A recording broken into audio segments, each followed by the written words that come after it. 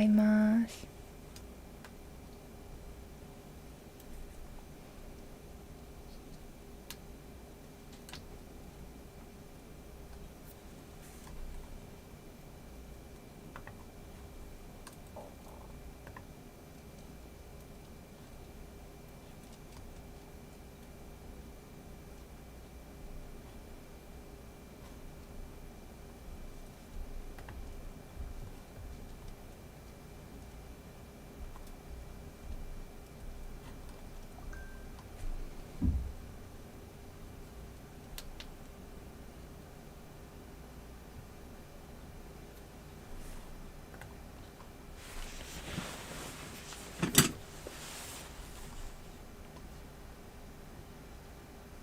皆さんおはようございます。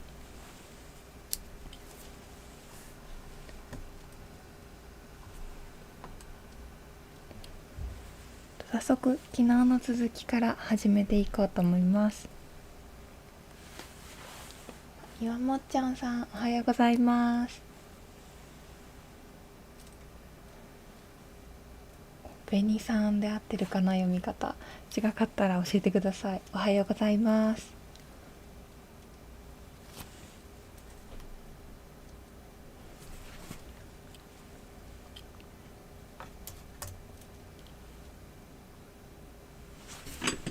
では早速始めます。水色の糸を細くして切り押さえをしていきます。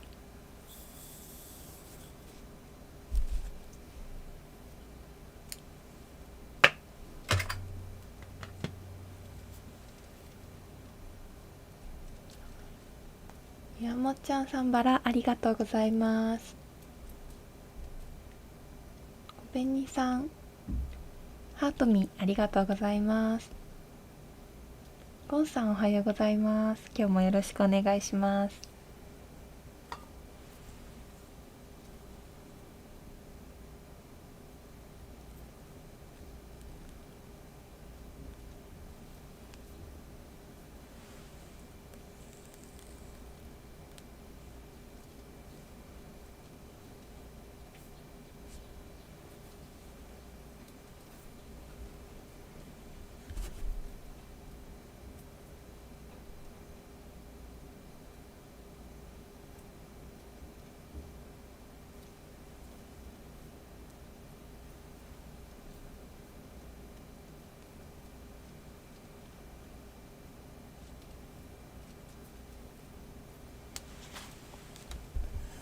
ではこの辺から始めますね。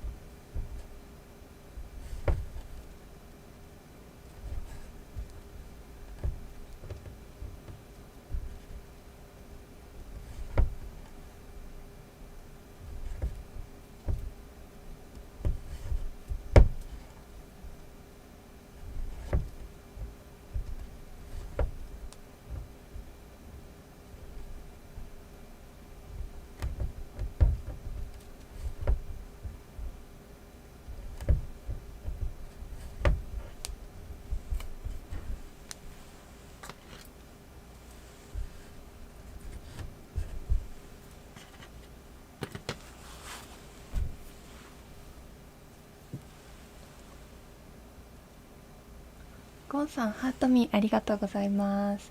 しゅうほさん、おはようございます。ハートミーありがとうございます。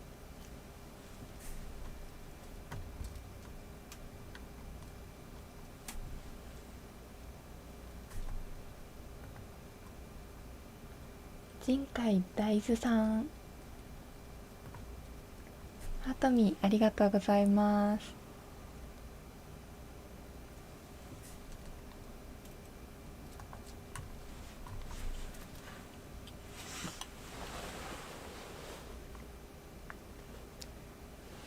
ホタルマルさん、大好きありがとうございます。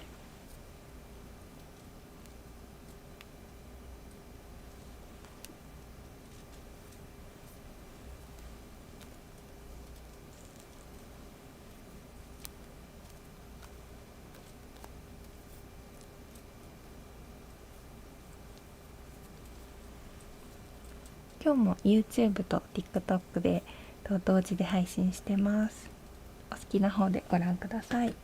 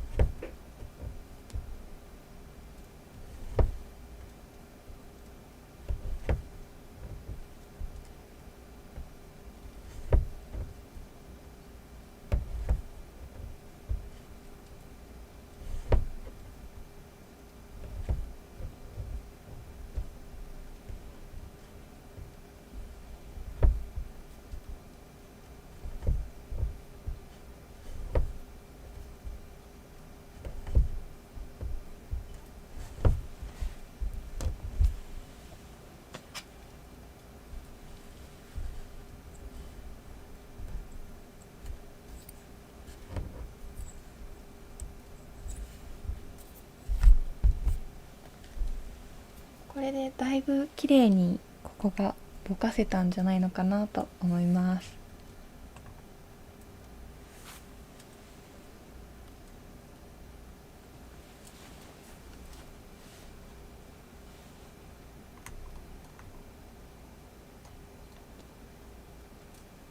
陣海さん、おはようございます。みーさん、大好きありがとうございます。みっこさん、バラありがとうございます。初見さんなんですね。ありがとうございます。はじめまして。綺麗ですね。ありがとうございます。ゆきのさん、おはようございます。気になって見に来ました。グラデーション綺麗ですね。ありがとうございます。グラデーションが今ちょうどできたところなんですが、構綺麗にぼかせたんじゃないのかなと思います。でここの今度骨のところやっていこうかなと思うんですけど、その前に昨日じゃないかな、YouTube のコメントでいただいたご質問があったので、ちょっとお答えしようかなと思うんですけど、もももさんおはようございます。ハートミーありがとうございます。この刺繍する時の縫う順番ってあるんですかっていう質問をいただいていて、日本刺繍はこういう風にやるっていうよりも、私はこの順番で縫いますっていうお話なんですけど、私の場合はこの図案の中の重なりを重要視してます。どういうことかというと、今回の図案の場合、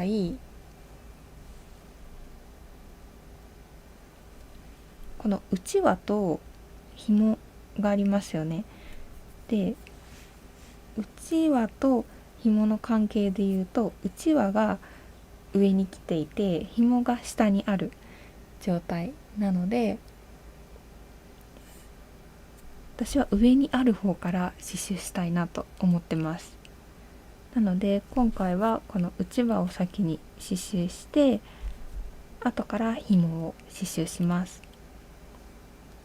でっていうのもなぜかっていうのをお話しすると、この紐とうちわの境目があるんですけど、この境目の線ってこのうちわの持ち物なんですよね。うちわの線なので、先に下にある紐を縫ってしまうと、この線を残しながら縫わなきゃいけなくなるんですよ。それが結構難しいので、できるだけ上にあるものから先に縫うようにしてます。ただちょっとね、重なりが複雑になってくるとそれができない場合もあるんですけど、基本的にはそんな感じで縫う順番を決めています。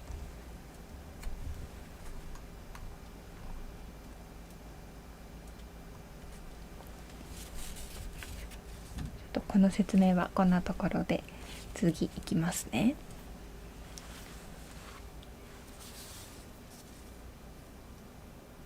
マウさんグラデーション綺麗です。ありがとうございます。ミッカさん難しいですね。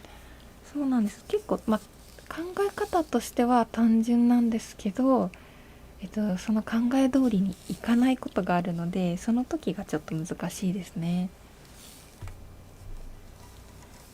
わかりやすい説明ありがとうございます。説明わかりやすかったです。ありがとうございます。よかったです。縫い始める、縫い止める針目で感覚的ですね。そうですね。今やってた切り押さえの話ですよね。切り押さえは菅縫いがこう、横糸と平行にこう通ってるので、それを斜めにちょっとずつ押さえていくんですね。でその斜めの角度だったり長さっていうのは感覚的な部分もあるし、あんまり長くするとせっかく止めてるのに止めてる糸も長いと意味がなくなってきちゃうので、1センチないぐらいを私は目安にしてます。8ミリとかで、斜めの角度はあまりつけすぎずに、だいたいすが目2本止めるぐらいの角度でやりたいなというのを目安にしてます。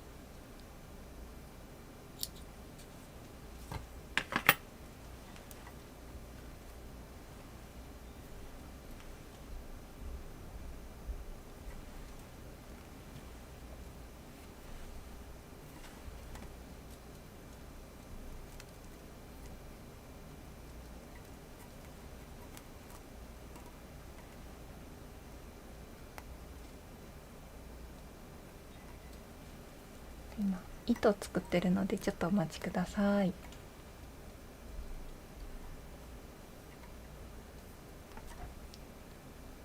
ありがとうございます。ためになります。よかったです。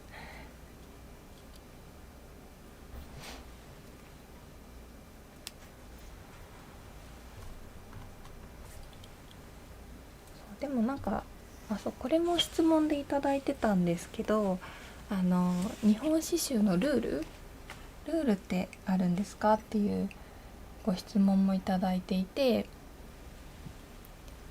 なんかあるかなと思って考えたんですけど、糸がまず絹糸であることと、生地が絹もしくは麻であること、そのくらいかなと思って、他に何かルールあるかなって思ったんですけど、あんまり思いつかなかったんですよね。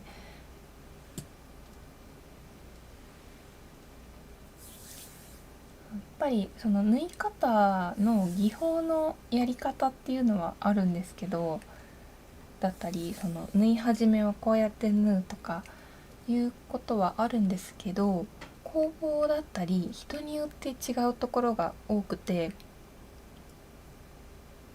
絶対にこうしなきゃいけないっていうことは少ないんじゃないのかなと思ってます。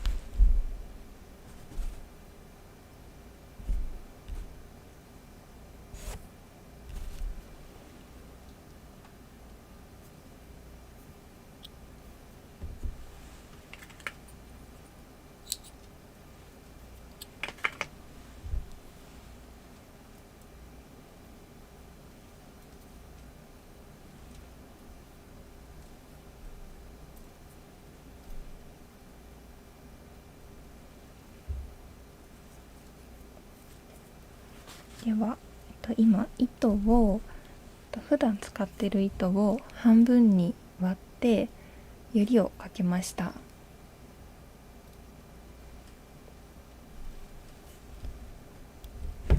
この糸を使って松井縫いという方法でこの線を縫っていきます。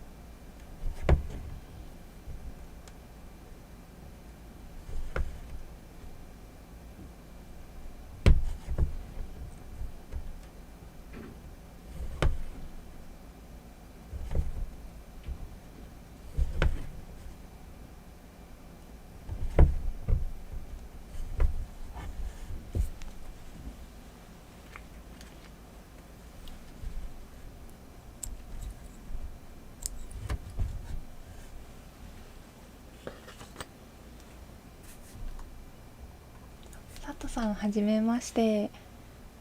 すごく素敵な刺繍でフォローしました。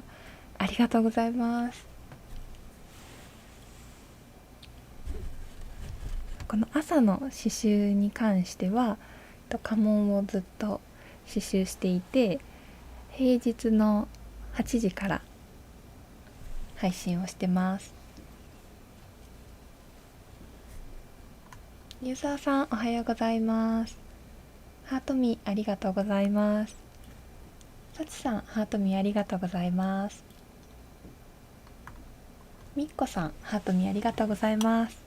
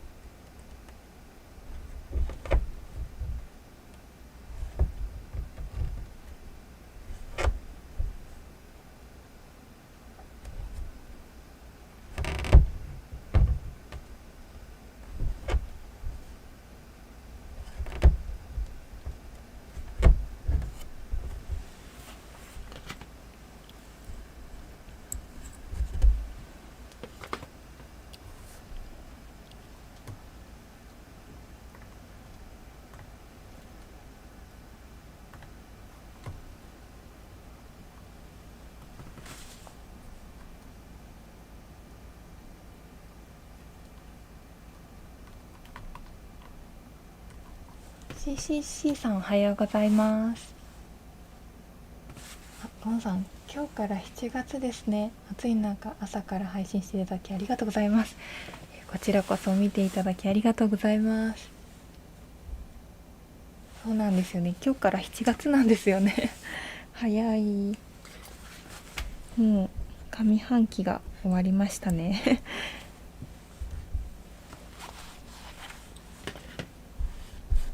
また糸が足りなくなっちゃったので作ります。少しお待ちください。あ、ゆきのさん、仕事に戻ります。続きはアーカイブで。素敵な一日を。ありがとうございました。いってらっしゃい。オウムさん、バラありがとうございます。コメントありがとうございます。ごぺんにーさん、 YouTube チャンネル登録させていただきました。ありがとうございます。YouTube の方に今日のアーカイブも残りますので、最初の方見逃したという方とか、昨日の分とかもあるので、見たいなと思う方はぜひご覧ください。茶色が際立っていて素敵です。ありがとうございます。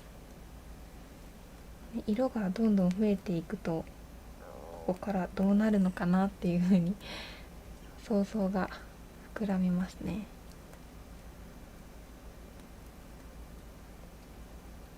あと紐の色を入れるので、どういう雰囲気になるのか。このうちわの面だけ見てるとすごく儚い感じに今なっているので、紐の色が結構大事かもしれないですね。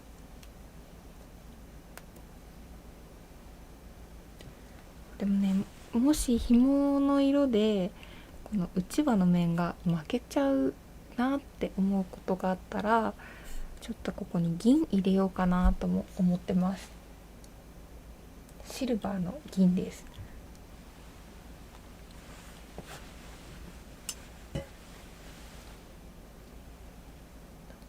えみさん、はじめまして。刺繍細かいですね。ありがとうございます。今回刺繍してるのはだいたい3センチ6ミリから7ミリぐらいの大きさで刺繍してます。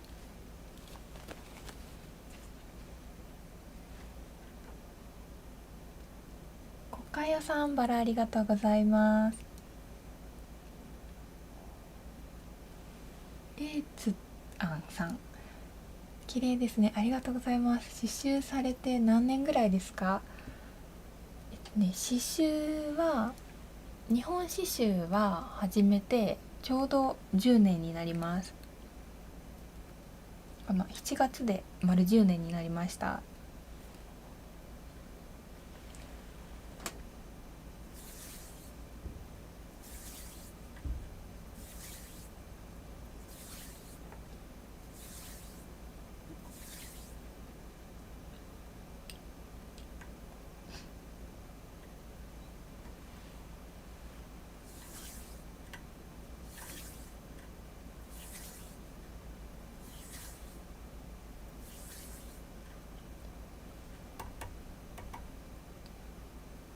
日本刺繍を始める前に独学でフランス刺繍とかビーズ刺繍とかなんかいろんなものにこう手を出してやってたので、刺繍自体は小学生の頃からやっていたんですけど、ちゃんと習ったことは日本刺繍を始めるまではちゃんと習ったことはなかったので、やっていたうちに入るかどうかわからないですけど、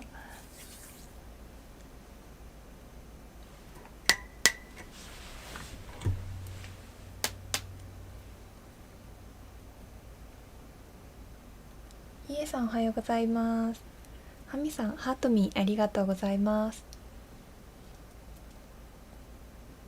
みっこさん YouTube でもお勉強させていただきます。ありがとうございます。役に立つといいんですけど、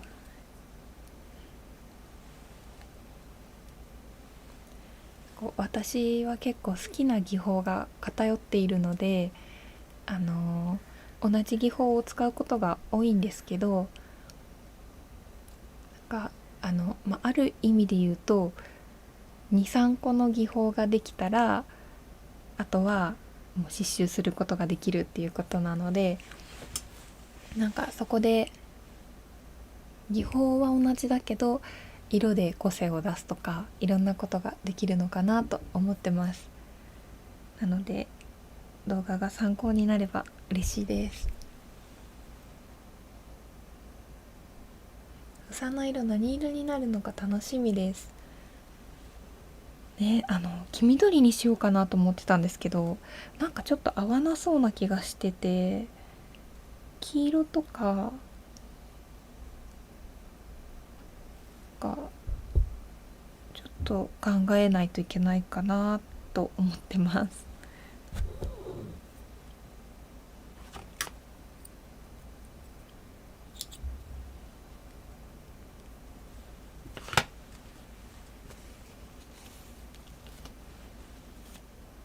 みっこさんバラありがとうございます。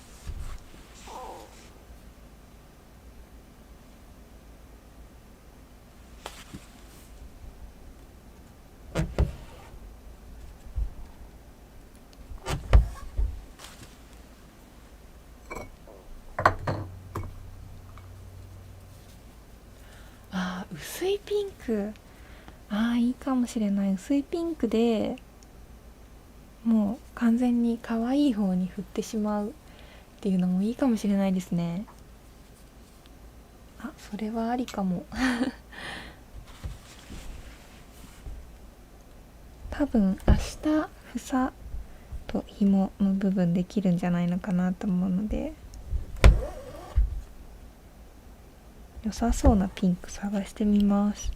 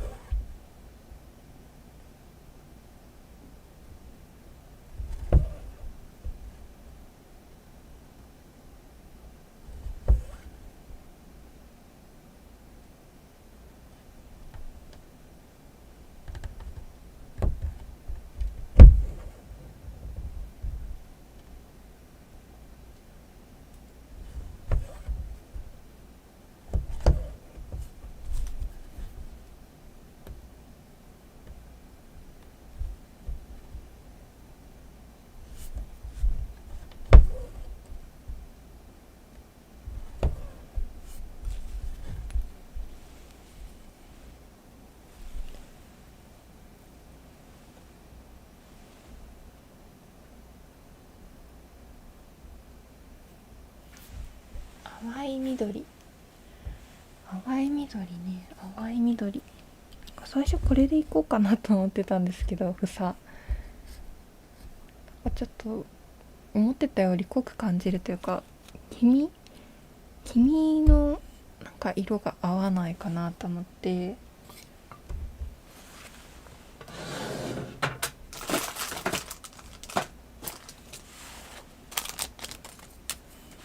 ちょっとくすんだ緑とか、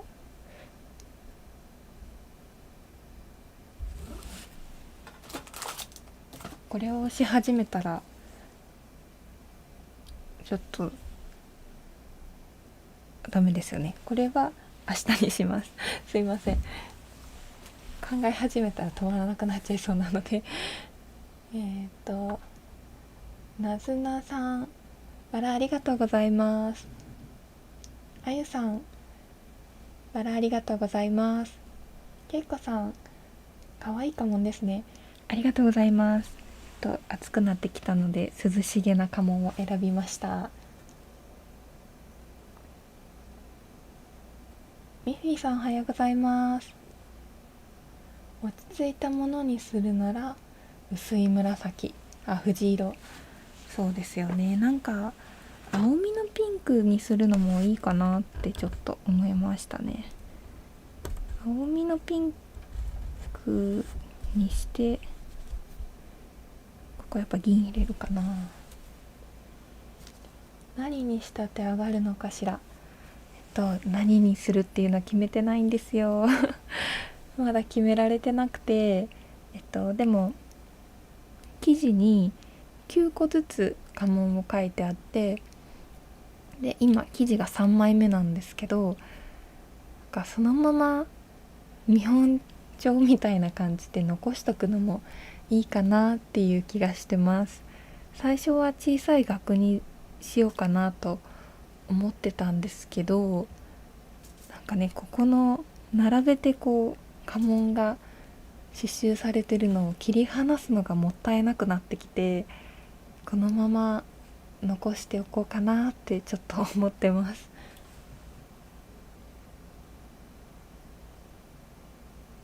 えもちゃんさん、おはようございます。まみこさん、ソフトクリームありがとうございます。決められないんですよねなかなか、なんかちょっと刺してみないと決められないかもしれないですね。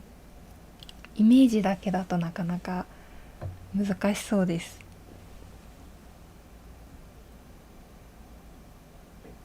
楽しみにしています。ありがとうございます。私も楽しみです。どういう風になるのか。おめにさんも楽しみにしています。ありがとうございます。学装もいいですよね。なんか私の今の目標としては、いつかこういう作った作品を展示して小さい作品展やるのが目標なので、なんかその時に額装とか色紙にしたりとかいいかなって思うんですけど、なんかこのまま飾るのもいいかなってちょっと思ってます。涼しい色がいいね。そうですよね。なんかやっぱり黄身のあったかい色よりも涼しい色が良さそうです。けいこさんも額いいですね。結構額に票がなんか集まりますかねちょっとたくさん作ってから何にするか決めようかなと思います。もうね、結構今これでいくつ目だろう、9個のこれ20個目ですね。今結構たくさんやりました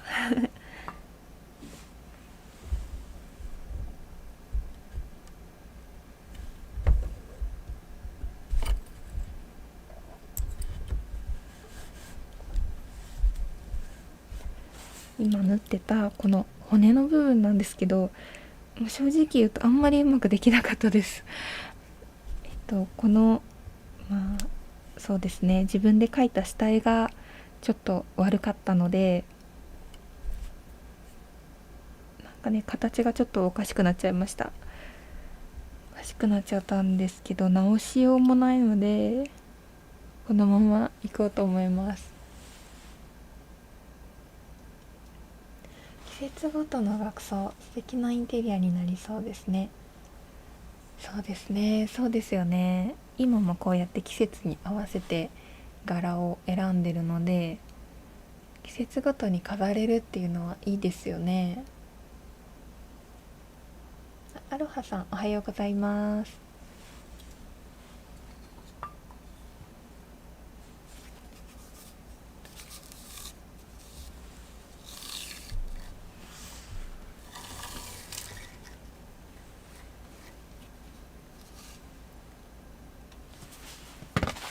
茶色の糸のより糸を作って、この柄の部分を刺繍しようと思います。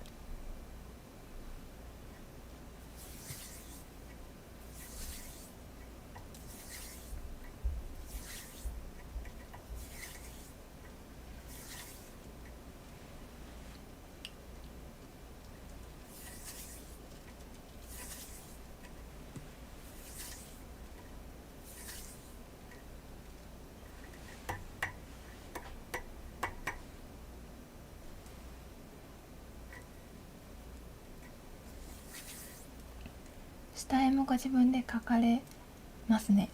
そうなんです。普段のお仕事は自分では描かないんですよ。普段のお仕事は下絵屋さんっていう方がいらっしゃるので、でもこう自分で描けた方がいいなっていう練習も込み、またこの自分の刺繍していくのに全部下絵屋さんに描いてもらってたらすごくお金がかかるので、自分でやってるっていう感じです。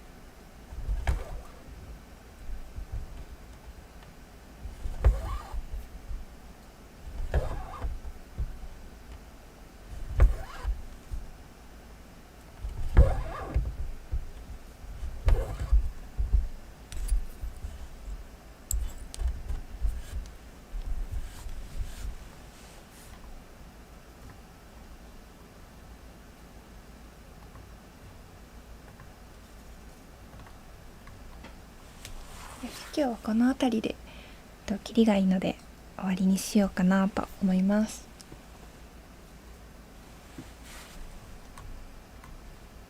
ユーザーさんハートミーありがとうございます。